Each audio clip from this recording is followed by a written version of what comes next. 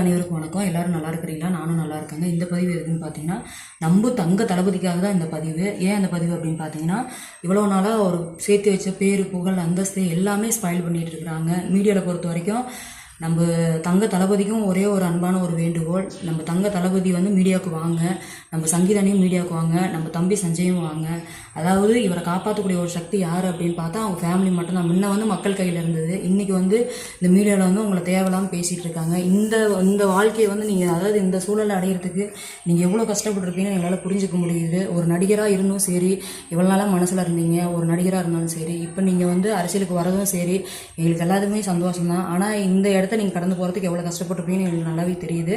உங்களை காப்பாற்றக்கூடிய சக்தி இன்றைக்கி மக்கள் கையில் இல்லை, உங்கள் ஃபேமிலி கையில் மட்டும்தான் இருக்குது. தயவு செஞ்சு தங்க தளபதி நீங்கள் வந்து மீடியாவுக்கு வாங்க, வந்து இந்த சர்ச்சைக்கு எல்லாத்துக்குமே முற்றுப்புள்ளி வைங்க. அது உங்களால் மட்டும்தான் முடியும். உங்களால் தான் ஆரம்பிச்சு விட்டது, உங்களால் மட்டும்தான் அது முடியும்.